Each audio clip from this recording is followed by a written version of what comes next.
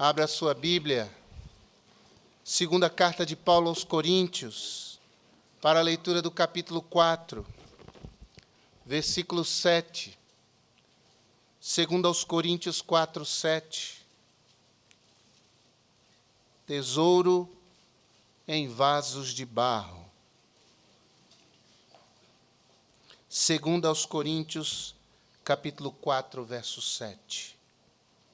Temos, porém, este tesouro em vasos de barro, para que a excelência do poder seja de Deus e não de nós.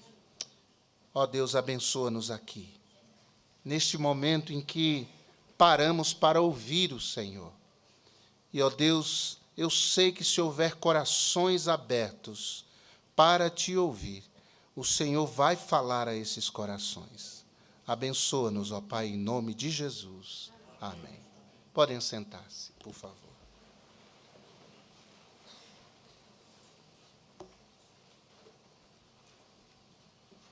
Ser pastor é uma bênção, irmãos. Há pessoas que acham que é um trabalho árduo, um trabalho sofrido, um trabalho que a gente geme. Tem pessoas que têm essa visão do ministério pastoral, é porque não são pastores. Pastores mesmo, eles têm prazer naquilo que eles fazem. E a nossa matéria-prima como pastores são as pessoas. Nós trabalhamos com pessoas, nós lidamos com pessoas. Isso envolve esse contato com as pessoas. Nós descobrimos o que há de melhor e o que há de pior nas pessoas, quando nós pastoreamos. E, ao mesmo tempo, as pessoas nos servem como espelho. E nós passamos também a enxergar a nós mesmos naquilo que há de melhor e naquilo que há de pior em nós. E isso nos ensina a crescer, a melhorar, a evoluir, a amadurecer. É muito bom pastorear. Mas eu observo, conversando com pessoas, que elas acreditam que aquilo que de melhor e único que Deus realizou em suas vidas é a sua salvação. Eu sei que a salvação é a maior e melhor obra que Deus realiza na vida de uma pessoa, essa transformação de uma velha em uma nova criatura, esse perdão de pecados que anula toda e qualquer condenação e que dá certeza de uma vida eterna com Deus. Mas esta não é a única bênção. Ela é a melhor, ela é a maior, é inigualável. Mas há outras bênçãos que o Senhor nosso Deus nos galardoa e nos visita a partir da nossa salvação.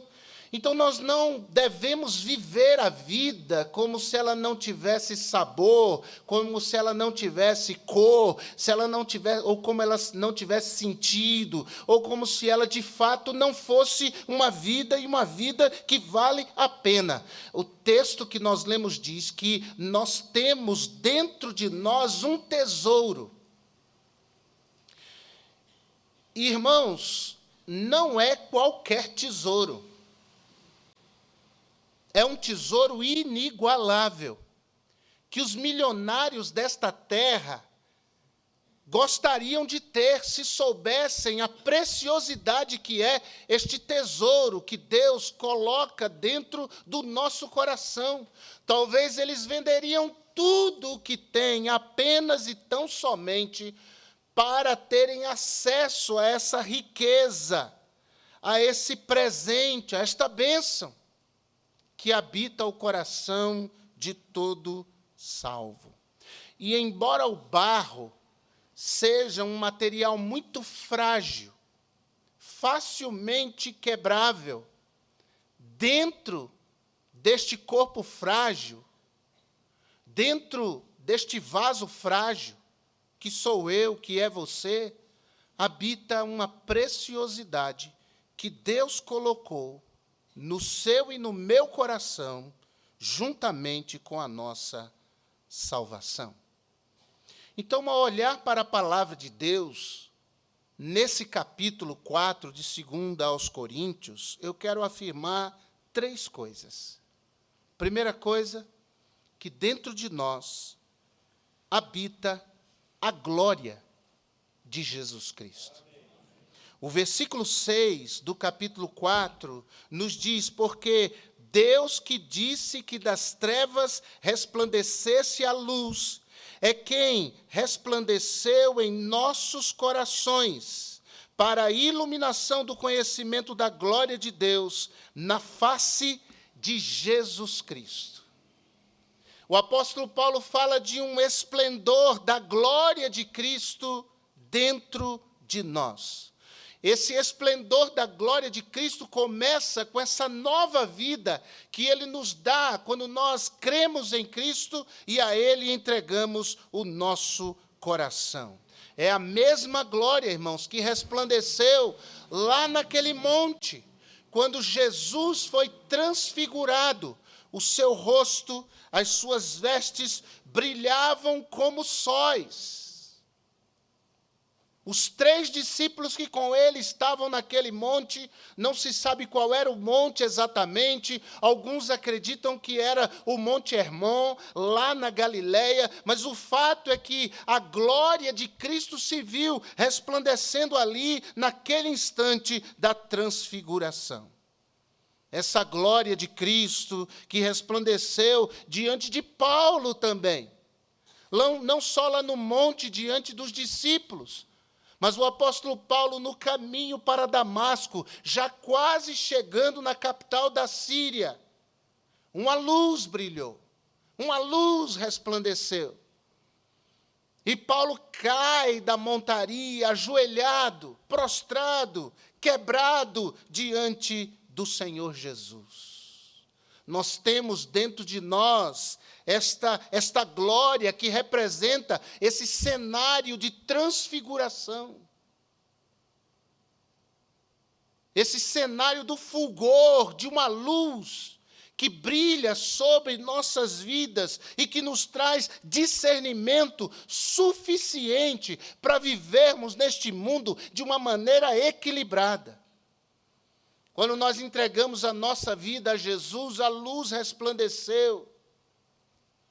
E a nossa vida antes de Jesus era como a terra, sem forma, vazia. Havia trevas sobre a face das águas. Essa era a nossa realidade sem Cristo.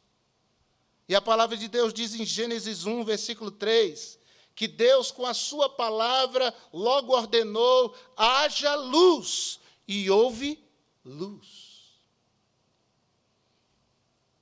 E assim Deus fez conosco. No dia em que nós cremos em Jesus, Deus disse: haja luz nesse coração tenebroso, haja luz nesse coração perdido, sem direção, haja luz nesse coração desorientado, haja luz. E louvado seja Deus, houve luz, amém ou não? Em Mateus 4, verso 16, nos é dito que o povo que estava sentado em trevas viu uma grande luz. Aos que estavam assentados na região e sombra da morte, a luz raiou. Foi isso que aconteceu conosco. E dentro de nós habita esta luz. Essa luz se manifesta no nosso interior e ninguém pode deter essa luz. Ninguém pode esconder essa luz. Ela brilha mais e mais, cada vez mais forte. O versículo 6 deixa isso muito claro. Das trevas resplandece a luz para a iluminação do conhecimento da glória de Deus.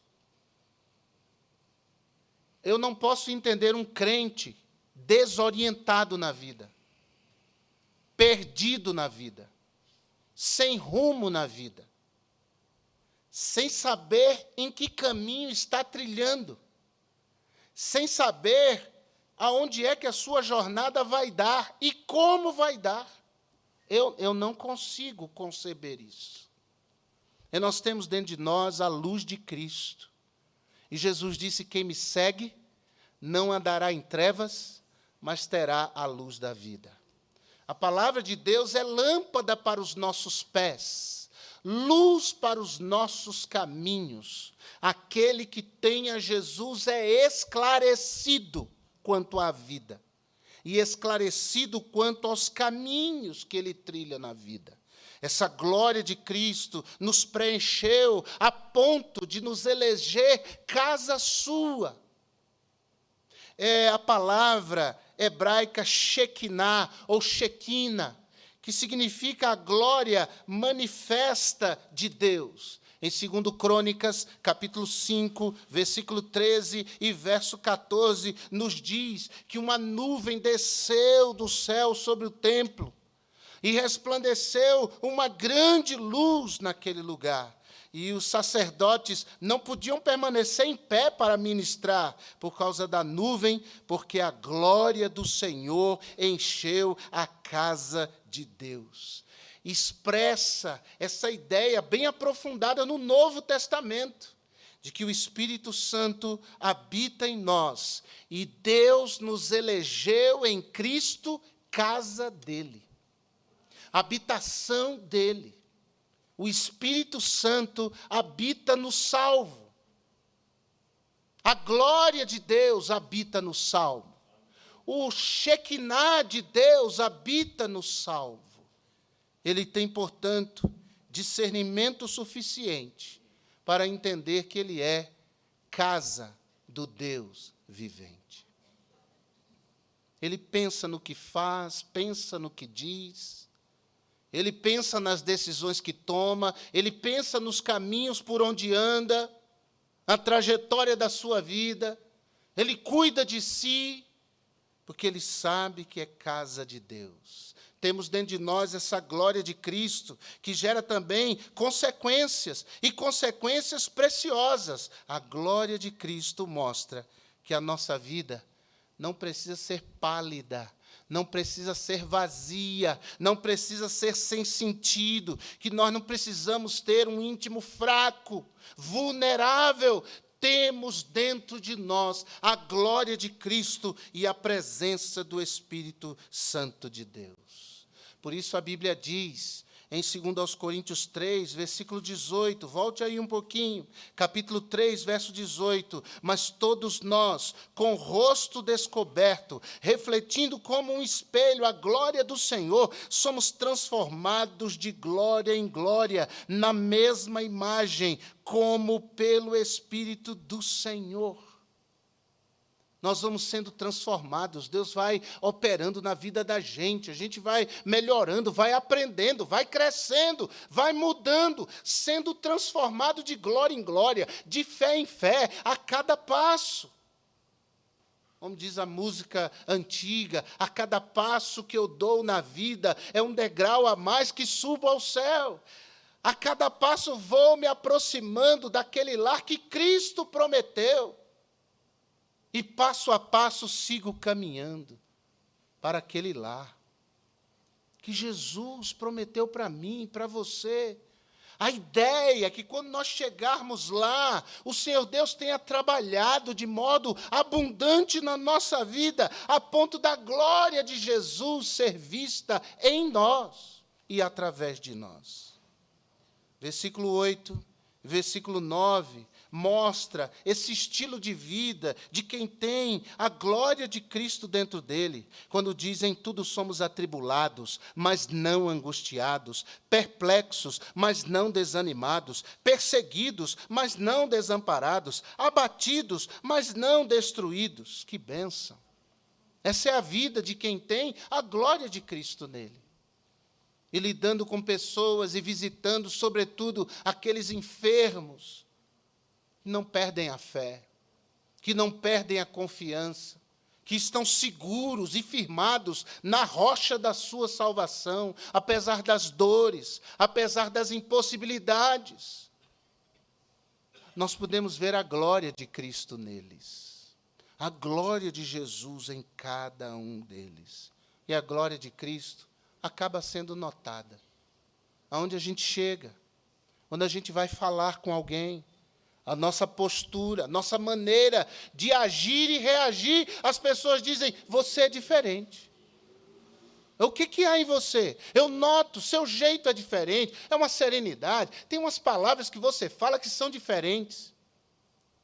Eu me lembro que eu estava voltando da cidade de Petrolina, em Pernambuco, e eu vim de carro, um carro que é como se fosse um transporte coletivo. Eu precisava voltar em determinada data para estar em Recife, retornar para São Paulo, e eles disseram, você vai a tal cidade, chamada Arco Verde, em Pernambuco, e eu fui para lá, e aí ficam carros pequenos, 5 lugares, indo para Recife. Então, você paga ali e se junta com gente que você nunca viu e vai para essa jornada até Recife. E aí começa a conversa. Vai conversando, era uma motorista. E vai conversando. E aí eu fui falando também, eles falavam alguma coisa, eu tecia um comentário sobre aquilo, e num dado momento da viagem, uma moça que estava no canto de lá, eu estava no meio, e ela disse assim, vem cá, o senhor é o quê? O senhor é filósofo? O senhor é professor? Falei, não, eu sou um servo de Deus. Logo vi. Porque o senhor fala umas coisas de um jeito diferente. Não era essa sensação que a multidão tinha quando Jesus falava. E as pessoas diziam, ele não fala como os fariseus, como os escribas, ele fala de um jeito diferente.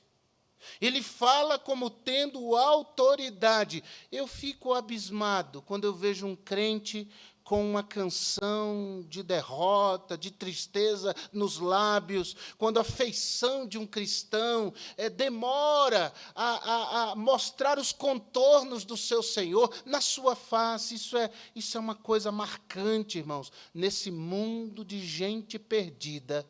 Ter um encontro com pessoas que carregam dentro de si a glória de Cristo e a manifestam a essas pessoas.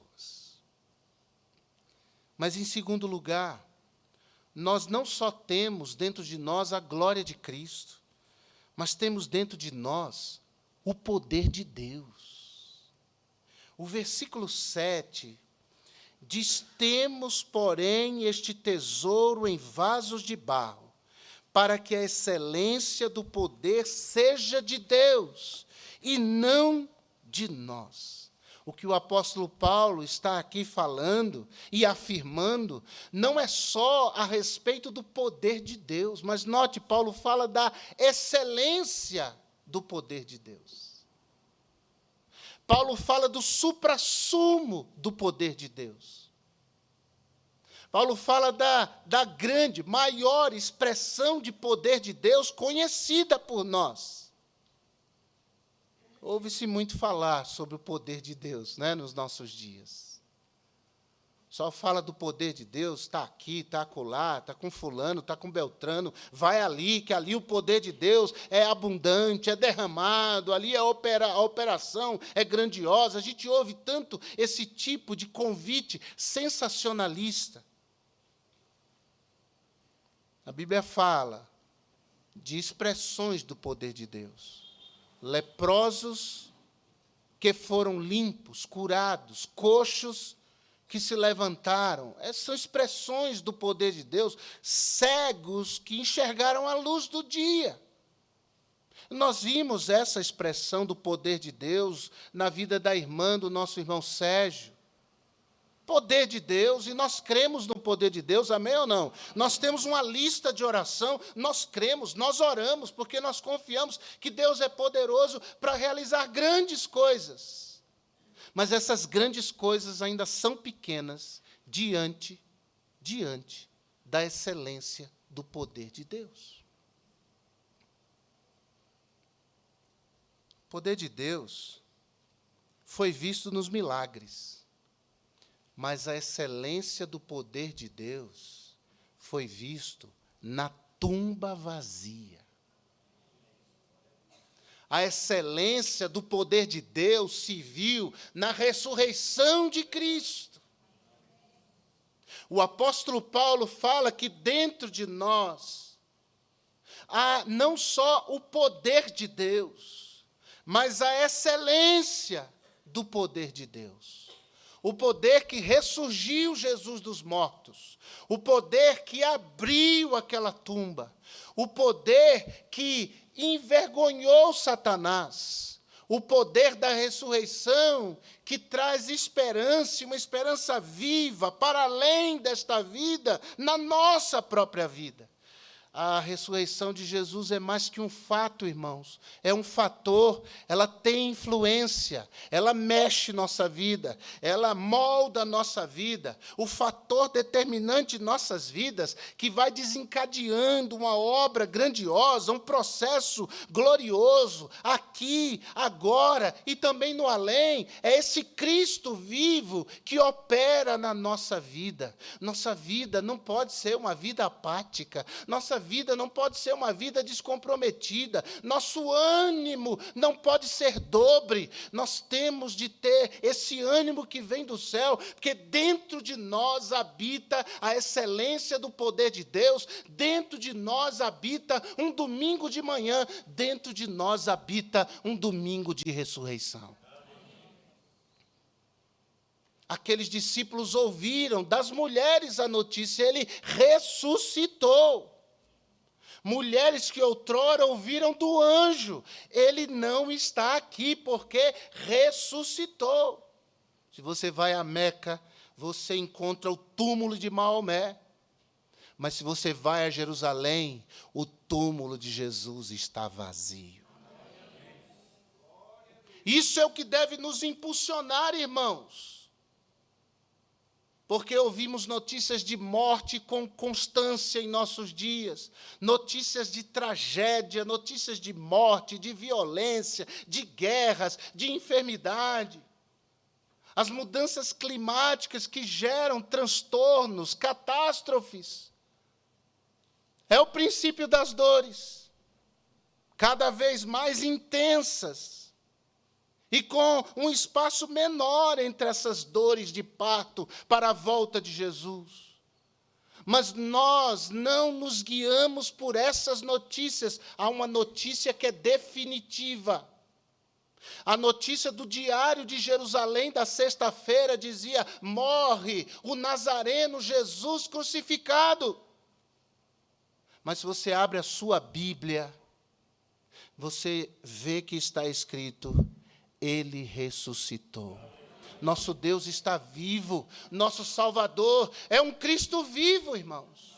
Dentro de nós habita a excelência do poder de Deus. Versículo 14 nos diz: sabendo que o que ressuscitou o Senhor Jesus nos ressuscitará também por Jesus e nos apresentará conosco. Essa é uma ótima notícia. É que esse Cristo vivo não opera em nossa vida apenas aqui. Porque o mesmo Paulo, no capítulo 15 da primeira epístola aos Coríntios, vai dizer: se esperarmos em Cristo só aqui, se esperarmos em Cristo só nessa vida, somos os mais miseráveis de todos os homens. Mas a ressurreição de Cristo, além de ser um fato e um fator determinante na nossa vida, a ressurreição de Cristo também aponta para a nossa ressurreição. Quem ouve a minha palavra, disse Jesus, e crê naquele que me enviou, tem a vida eterna. E não entrará em condenação, mas já passou da morte para a vida. E essa semana estivemos lá no cemitério, pregando no velório da nossa querida irmã Luciene. E eu dizia para aquelas pessoas ali, é o seguinte: a irmã Luciene não está aqui. A irmã Luciene está mais viva do que nunca. E haverá um dia que o Senhor Jesus nos ares virá buscar os seus. E a Bíblia diz que os que estiverem mortos em Cristo ressuscitarão primeiro, e os que estiverem vivos serão transformados para encontrarem com Jesus nas nuvens, no alto. Toda angústia, toda adversidade, toda tribulação, toda enfermidade, todas as coisas que impactam nossa vida de uma maneira tão terrível, Tudo isso cai por terra quando nós nos lembramos, eu sirvo a um Deus vivo. O Cristo que me salvou, Ele ressuscitou e não há impossíveis para Ele. Ele venceu a morte e eu também vencerei. Tudo isso vai passar, tudo vai passar. Mas aquele que faz a vontade do Pai, esse permanece e permanece para sempre. Nós temos dentro de nós a excelência do poder de Cristo. É por isso que o capítulo 4, verso 18 diz, não atentando nós nas coisas que se veem, mas nas que se não veem, porque as que se veem são temporais, elas passam, e as que se não veem são eternas, elas nunca passarão. E o capítulo 5, verso 1? Diz, porque sabemos que se a nossa casa terrestre deste tabernáculo, nosso corpo, se desfizer, temos de Deus um edifício, uma casa não feita por mãos, eterna nos céus.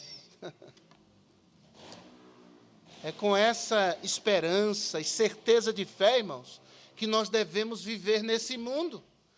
Dentro de você, se você conhece a Cristo, há um domingo ensolarado, um domingo de manhã, um domingo de ressurreição, para lembrar a você, a cada manhã, Jesus está vivo. Amém. Mas, em último lugar, temos não só a excelência do poder de Deus em nós, temos não só a glória de Cristo em nós, mas temos também, dentro de nós, a gratidão do Espírito. Ou a gratidão no Espírito. Versículo 15. Diz, porque tudo isto é por amor a vós, para que a graça multiplicada por meio de muitos faça abundar a ação de graças, a gratidão, para a glória de Deus. Essa gratidão no Espírito não é a gratidão no Espírito Santo. O texto não está falando do Espírito Santo aqui, especificamente. Mas é em nosso espírito. É a gratidão no Espírito Santo. Por termos dentro de nós esse tesouro, a glória de Cristo. E a excelência do poder de Deus. E esta gratidão é pelo tipo de vida que Deus nos dá em Cristo Jesus. Sabendo que em mim habita a glória de Cristo e a excelência do poder de Deus, eu tenho que viver intensamente os dias que Deus me dá sobre a face da terra. E viver intensamente os dias que Deus me dá na face da terra, gozando das bênçãos que Ele me outorgou em Cristo Jesus. A vida ganha sentido, irmãos, quando nós enxergamos essa realidade, quem somos, a quem pertencemos, quem é que habita dentro de nós. Porque há crentes que vivem, irmãos, sem experimentar e celebrar coisas simples, que são tão abençoadoras. Essa gratidão me leva a pegar uma manga com a mão, porque comer manga gostoso é com a mão. Você pega aquilo e você vai se lambuzando, você vai mordendo aquela manga, vai chupando aquele suco gostoso, com prazer, com devoção. É uma coisa que Deus nos faz ver a vida e nos relacionar com ela de uma maneira diferente. Quando eu vou a Recife, irmãos, eu preciso ir à praia pelo menos uma vez para dar um mergulho. Teve uma vez que eu fui pregar uma conferência em Recife, eu disse para minha mãe, eu preciso ir à praia, porque eu já vou embora, nem que seja para dar um mergulho. Eu fiz isso, eu fui à praia, e eu já era final da tarde, eu entrei dentro do mar, não tinha quase ninguém lá, eu dei um mergulho assim, mas gostoso, e quando eu vim à superfície, gratidão a Deus por essas coisas que Deus proporciona para nós, essas coisas têm sentido, irmãos. Aí fui embora. Foi só um mergulho. Saí, não dava para ficar, não tinha mais tempo, eu ia embora no outro dia, eu tinha que pregar à noite encerrando a conferência. Um mergulho, mas foi um mergulho cheio de devoção, cheio de gratidão ao Senhor. Às vezes eu falo de comida aqui, às vezes comidas do Nordeste, comidas daqui, é a gente comer com esse gosto, e com essa gratidão, e com essa satisfação, é bênção que Deus nos dá. Paulo diz no verso 15, porque tudo isso é por amor de vós.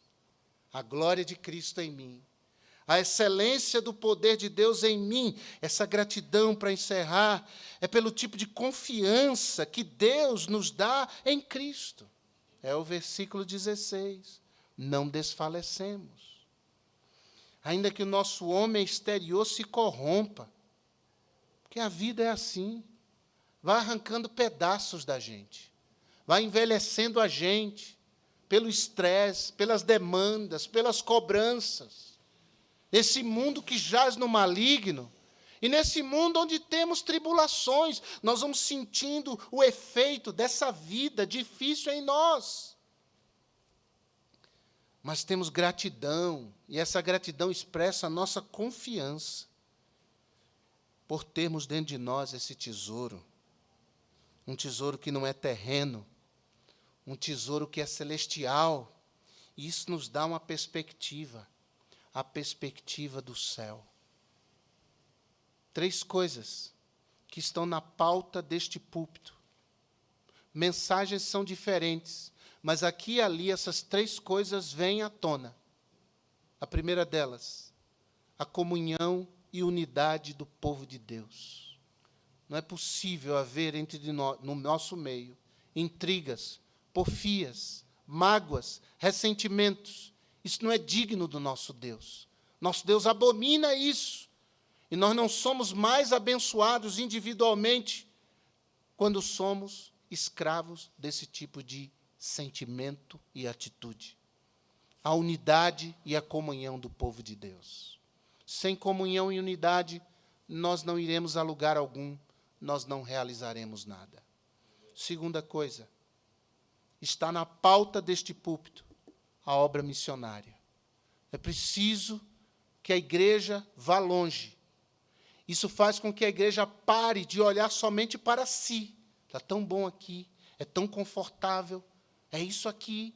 Então, glória a nós, e ficamos aqui entre nós, louvados sejamos nós, e está tudo bem. Não, não, não. A vocação da igreja de Jesus é ir em busca dos perdidos. E se nós não podemos ir literalmente, há pessoas que estão indo e nós vamos apoiar essas pessoas para que elas possam ir cada vez mais longe, levando o evangelho de Jesus. Isso faz com que nós tiremos os olhos de nós. E pense nisso, porque há pessoas sofrendo grandemente na sua vida, crentes, porque são autocentrados. Eles só olham para si. Eles não veem além do umbigo deles, da necessidade deles, dos problemas deles, das dificuldades dele. Ele, é só eu.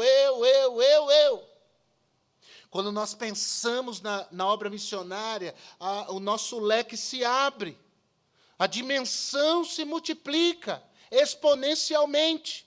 Nós começamos a ver o que de fato importa nesta vida. É levar a esperança que é Cristo aos que jazem nas trevas, a fim de que eles vejam a luz raiar no coração deles. Jesus não vai perguntar, quando nós nos encontrarmos com Ele, o tamanho da nossa casa, nem o tipo de carro que tivemos, nem os diplomas que amealhamos. Jesus não vai perguntar o cargo que tivemos na igreja. Jesus não vai perguntar por essas coisas, irmãos. O que importa para Deus é o que nós, de fato, fizemos em prol do reino, da sua vontade.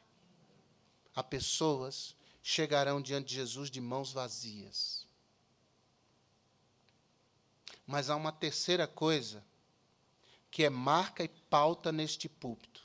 Além da comunhão, da unidade do povo de Deus aqui, e da obra missionária é a volta de Cristo. Você que frequenta essa igreja sabe que essas são pautas muito caras para nós. Nós vamos falar que Cristo está às portas. E Cristo voltará. E Ele virá para julgar as nações. E Ele virá para buscar os seus. E assim estaremos para sempre com o Senhor. Mas desde que eu me conheço por gente que eu ouço que Jesus vai voltar, pois você vai ouvir mais uma vez, Cristo vai voltar, você acredite ou não, Jesus voltará. Haverá o dia em que as nações tremerão de terror, conforme a Bíblia diz, pela manifestação do Filho de Deus nos ares. E nós nunca vivemos dias como temos vivido. Dias tão intensamente maus, atribulados, difíceis, a gente nem respira de uma tragédia que passou, já tem outra aí na agenda. Já tem outra coisa acontecendo. Já tem algo explodindo no mundo. Os sinais da sua vinda mais se voltam cada vez. Eu encerro lendo o verso 17 e 18 para nós orarmos. Porque nossa leve e momentânea tribulação produz para nós um peso eterno de glória muito excelente, não atentando nas coisas que se veem, mas nas que se não veem, porque as que se veem são temporais, e as que se não veem são eternas. Isso nos faz olhar para o céu, isso nos faz erguer a nossa fronte, nossos olhos, porque é de lá que vem a nossa redenção. E a nossa redenção está próxima. Temos dentro de nós esse tesouro. Vasos de barro e frágeis. Mas temos dentro de nós esse tesouro. E que nós vivamos, irmãos, desfrutando dessa bênção que temos em nós. Não há motivo para desespero, para angústia, para desânimo. A glória de Cristo quer resplandecer em nós. A excelência do poder de Deus quer manifestar-se em nós. Vivamos com gratidão o dia que se chama hoje, e amanhã com gratidão, e pelo resto de nossas vidas, desfrutando com alegria intensamente a bênção de termos um tesouro em vasos de barro. E que Deus nos abençoe. Curva a sua cabeça, feche os seus olhos. Tem alguém crente aqui em Jesus? Talvez você tenha andado atribulado, desanimado, sem jeito para nada. Mas essa noite o Espírito Santo lhe lembrou quem você é, a quem você pertence e o tesouro que habita no seu coração. E nessa noite você quer ser lembrado em oração. Eu preciso de oração, pastor. E essa dádiva do eterno seja abundante na minha alma. Tem alguém assim? Amém, amém, amém, amém. Graças a Deus, amém, amém. No coral, alguém assim? Amém. É isso. Essa vida que temos de viver em Cristo. Há mais alguém crente em Jesus? Amém. Deus abençoe. Graças a Deus. Graças a Deus. Amém. Amém. Lá na galeria. Glória a Deus por isso. Louvado seja Deus. Agora, eu não sei se há alguma pessoa aqui que ainda não conhece esse Jesus. Ainda não conhece esse Deus. Mas diz, eu quero esse Deus poderoso na minha vida, perdoando meus pecados, me dando salvação, alegrando a minha alma, colocando esse tesouro dentro de mim, para eu viver o resto dos meus dias na graça do Senhor. Será que há alguém assim? Eu ainda não sou crente, mas eu entendi que eu preciso de Jesus na minha história, o Cristo vivo na minha vida. Eu quero entregar minha vida a Jesus. Faça um sinal com a mão. Eu vou orar por você também. Eu não sou crente ainda, mas eu entendi que eu preciso de Jesus. Tem alguém assim? Faça um sinal, em nome de Jesus. Alguém assim? Alguém? Faça um sinal, nós vamos orar. A música está tocando, você que levantou a sua mão ou não, você precisa de oração. Saia do seu lugar agora, nós vamos orar por você. Você que ergueu a sua mão, vem aqui à frente. Eu quero ter a alegria de orar por você. Vem à frente, eu preciso de oração. Então venha, pode chegar. A música está tocando suavemente, sem constrangimento. Vem à frente. Nós vamos orar por você. Pode vir, pode chegar. Eu preciso de oração. Eu fui tocado por Deus. Eu preciso da graça do Senhor operando na minha vida. Pode chegar. Nós vamos orar. Pode chegar em nome de Jesus.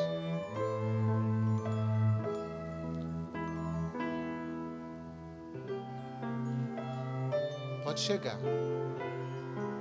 Venha.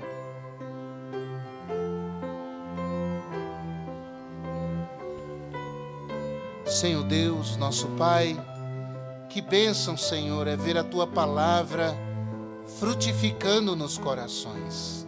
Que alegria é ver pessoas sensíveis à Tua voz, chegando ao Teu altar, clamando ao Senhor. A Tua mão está estendida para essas vidas, meu Deus, eu sei.